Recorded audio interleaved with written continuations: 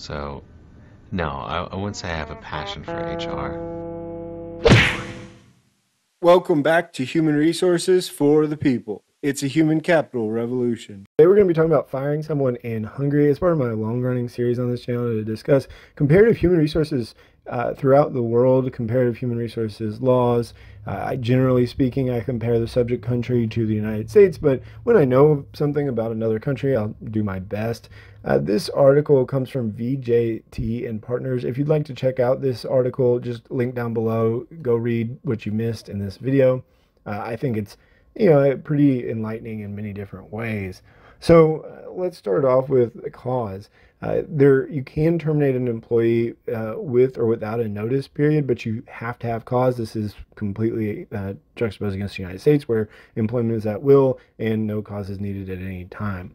If you give a notice period, it does have to be connected to the employee's behavior, specifically surrounding the employment relationship, what the employee can do, and how it fits into the operations. But if it's immediate, it has to be like gross misconduct, failing a drug test, perhaps some sort of very dangerous, serious situation where they can no longer maintain the relationship. Both of these, of course, are terminable in the United States, in every state except for Montana, which is not at will.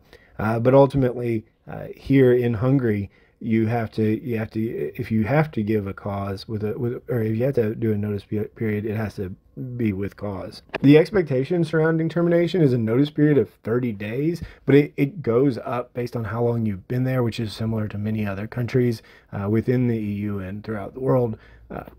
Similar to most of those countries, if you immediately affect the termination, you just have to pay out the time from when you should have, or when they should be eventually terminating to then. So for example, if it's 30 days, but you effective the termination immediately, you should pay them a month of severance pay.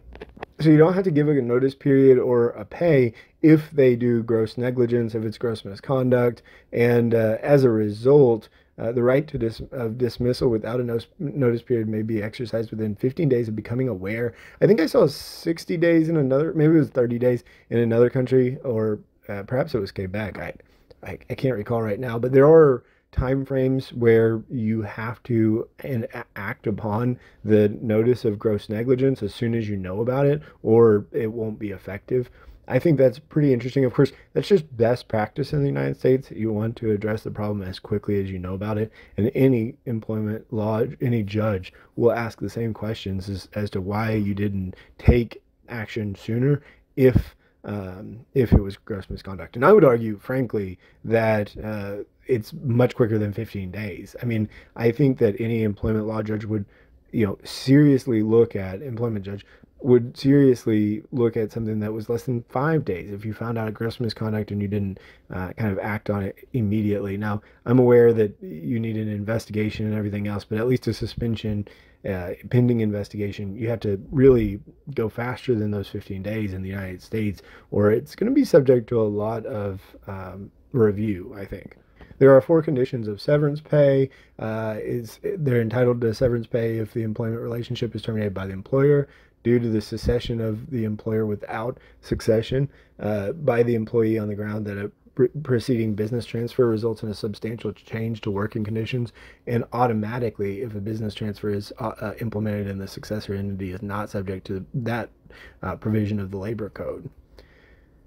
There's some procedure before terminating someone. You do, for example, if they're higher ups in the trade unions, you have to give notice with any employee who is subject to a trade union, and you have to give that notice to the trade union body. The trade union then has 8 days of receipt to reply to the proposal of termination, and if they miss that deadline, it is considered to be consent. I find this pretty interesting. I mean, there are definitely collective bargaining agreement notice language in all collective bargaining agreements throughout the United States. Trade unions, there's nothing written in stone with respect to this, right? But every CBA might have some language like this. And frankly, many CBAs have this language of where if the trade union or the union doesn't respond, then it's accepting the termination. Now, that timeline is generally much shorter than 8 days, but that at that point, it's generally after the fact. There are protections from dismissal. There maternity leave, paternity leave, pregnancy, parental leave, absence for a maximum of 5 working days per year, absence taken without pay to take care of a child, military service, leave for treatment related to reproductive systems. This is actually pretty advanced, I would say. Many employees throughout the world do not have these protections, or they're minimal. The United States, generally speaking, assuming that all of these things are subject to FMLA, assuming you've been there a year and your organization is covered by FMLA, is actually also protected from dismissal. And I would argue, at least from what it appears, that the American protections are stronger than Hungary's. Well, let me know what you think about Hungary's protections and how they compare to the United States in the comments down below. Like, share, and subscribe, and we'll see you on the next video. Bye, guys.